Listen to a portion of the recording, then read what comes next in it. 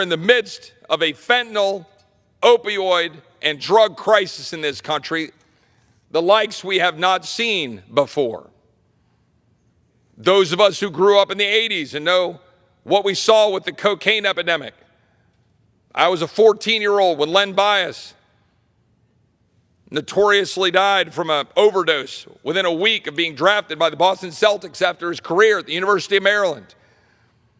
We know the horrors of the cocaine epidemic that led, by the way, to the crime bills of the 1990s, supported by this president, supported by black Americans across this country, lobbied for by black pastors and black leaders across this country because of the violence and the epidemic of drugs across our cities and across our towns in the 1980s and 1990s.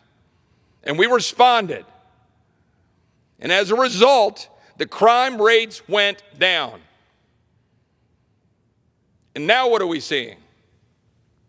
Massive spikes in crime, massive spikes in drug use, carjackings in our nation's capital, where it is easier to get carjacked than to order a hamburger while we're under lockdown and vax mandates and vax passports in the nation's capital.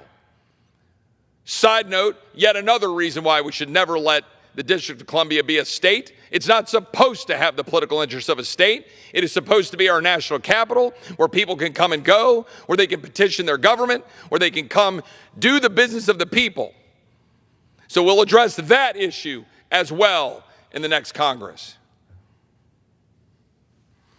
I'm proud to represent Texas, but Texas is under assault.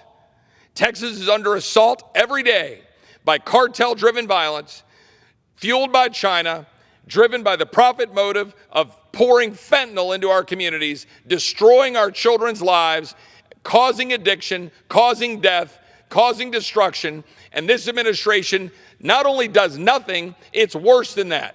This administration purposefully ignores the laws of the United States to the detriment and the endangerment of the American people. There is no other way to put it. When our laws require operational control of the border and we do not have it. There's no other way to put it. When our ranches are overrun, fences are cut, livestock gets out. There's no other way to put it when there are stash houses in Houston, in San Antonio, in Laredo, in Del Rio, in McAllen, in Arizona, in California, in every big city across this country. Stash houses where human beings are being moved for profit. There's no other way to put it when the current administration is releasing people into the United States, knowingly, in violation of law, releasing people into the United States under the guise of so-called asylum. They know it's not asylum. They know it's not credible fear. They know they're releasing single adult males. They're lying about it because we see them talking about the lies on tape. And the American people are the ones holding the bag. The American people are the ones who have their kids dying because they take a Xanax that's laced with fentanyl. And this administration doesn't care. This administration ignores the rule of law, ignores the Secure Fence Act, lets fencing rust in the field, fails to require the fence to continue to be constructed, which would help support Border Patrol and the communities in South Texas. But let me send a very clear warning signal to my colleagues on the other side of the aisle.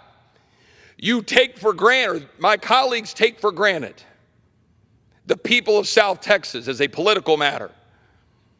And I can tell you the people of South Texas are tired of it. The people of South Texas are tired of being on the front lines of a cartel-driven drug and human trafficking war with bullets flying, people dying, morgues filled, rape trees being used. And this body, the People's House, not only sits silent, they facilitate it. And they facilitate a Department of Justice and a Department of Homeland Security who does nothing but fuel the crisis even more. 100,306 dead Americans as a result of drug overdoses or poisoning. Mr. Speaker, how many minutes do I have left? The gentleman has 4 minutes remaining. I appreciate the Speaker. 100,306 dead Americans as a result of poisonings and overdoses. Mr. Speaker, may I ask, is there time left for my gentleman, or is that 4 minutes left in my total time? It's 4 minutes left in your total time, sir. Mr. Speaker, I'm going to close and I'm going to yield to my friend who I promised some time. 100,000 dead Americans as a result of wide open borders, and it is impeachable conduct by the Secretary of Homeland Security. And we're going to address that issue if the American people give us the ability to be in the majority. And I would yield my remaining time, which I believe is about 3 minutes, to the gentleman.